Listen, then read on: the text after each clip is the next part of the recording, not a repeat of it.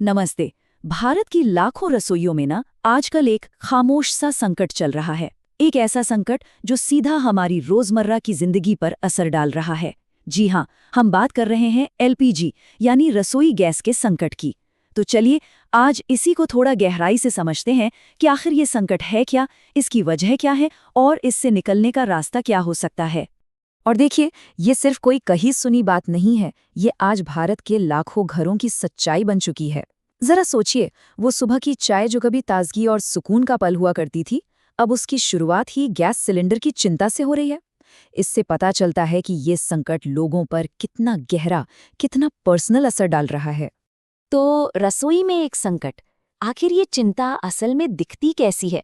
मतलब किचन के अंदर ये संकट किस शक्ल में सामने आ रहा है? चलिए इस हकीकत को थोड़ा और पास से देखते हैं। आज की सबसे बड़ी चिंता और सबसे बड़ा सवाल बस एक ही है, सिलेंडर कब मिलेगा। सोचिए, एक इतनी बेसिक जरूरत के लिए इतनी अनिश्चितता, ये साफ साफ दिखाता है कि जमीनी हालात कितने गंभीर हो चुके हैं। तो फिर सवाल ये उठता है कि आखिर हम इस हाल तक पहुंचे कैसे।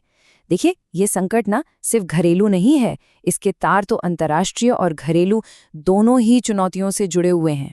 सबसे पहली और सबसे बड़ी वजह है इंटरनेशनल इवेंट्स। देखिए, भारत अपनी एनर्जी की ज़रूरतों के लिए ना बहुत हद तक इंपोर्ट पर यानी आयात पर निर्भर है। अब होता क्या है कि जब भी दुनिया में कहीं भी टेंशन बढ़ती है तो ये पूरी सप्लाई चेन गड़बड़ा जाती है और इसका सीधा असर हमारे किचन तक पहुंचता है। लेकिन सिर्फ बाहरी कारणों पर सारा दोष मढ़ देना भी ठीक नहीं होगा। सच तो यह है कि देश के अंदर भी हमारी अपनी कुछ चुनौतियां हैं। जैसे हमारे पास एलपीजी स्टोर करने की क्षमता बहुत लिमिटेड है, और तो और इसके अलावा दूसरे एनर्जी सोर्स भी आसानी से उपलब्ध नहीं है। तो जब बाहर से सप्लाई में कोई दिक्कत आती है तो यही घरेलू कमियां इस संकट को और भी बड़ा बना देती हैं।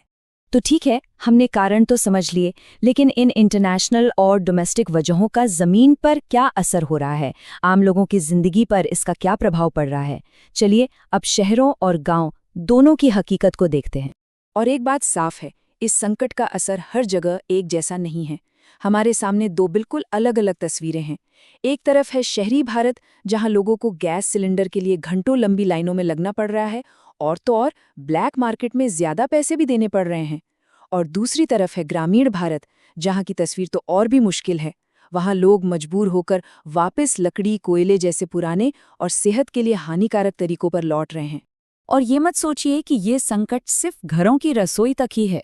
नहीं, छोटे छोटे बिजनेस, होटल, रेस्टोरेंट, जिनकी तो पूरी रोजी रोटी ही इसी गैस पर चलती है, उन पर बहुत भारी दबाव है।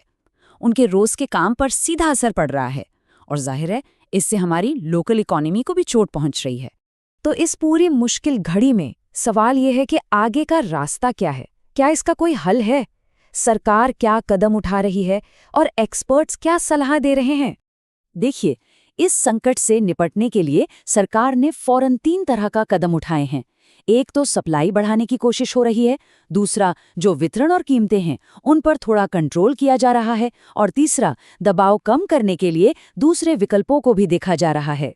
ये सारे कदम फौरी राहत के लिए हैं। लेकिन एक्सपर्ट्स का मानना है कि ये जो फौरी उपाय है ना, ये बस एक बैंडेड की तरह है। असली समाधान तो लॉन्ग टर्म प्लानिंग में ही है। अगर हमें बार बार ऐसे संकटों से बचना है तो हमें एक बहुत मजबूत और दूर की सोचने वाली एनर्जी स्ट्रैटेजी की जरूरत पड़ेगी। और उस स्ट्रैटेजी का सबसे ज़रूरी हिस्सा क्या है?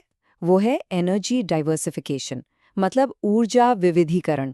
इसका सीधा सा मतलब ये है कि हम सिर्फ एक चीज़ जैसे एलपीजी या बाहर से आने वाले ईंधन पर ही निर्भर न रहें, बल्कि solar energy, wind energy, hydro power जैसे कई अलग अलग सोर्स का इस्तेमाल करें। सच पूछिए तो यही भविष्य के संकटों से बचने के लिए हमारा असली सुरक्षा कवच बनेगा।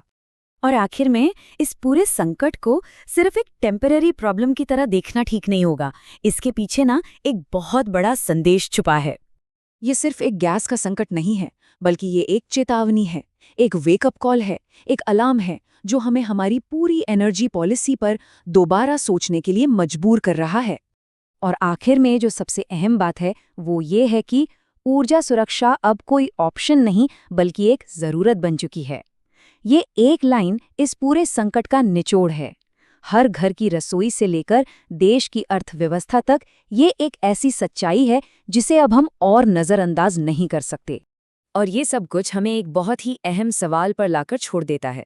क्या ये संकट हमारे लिए एक मौका है, एक अवसर है कि हम आखिरकार एनर्जी सिक्योरिटी को अपनी सबसे बड़ी प्राथमिकता बनाएं? इस पर सोचना बहुत ज़रूरी है।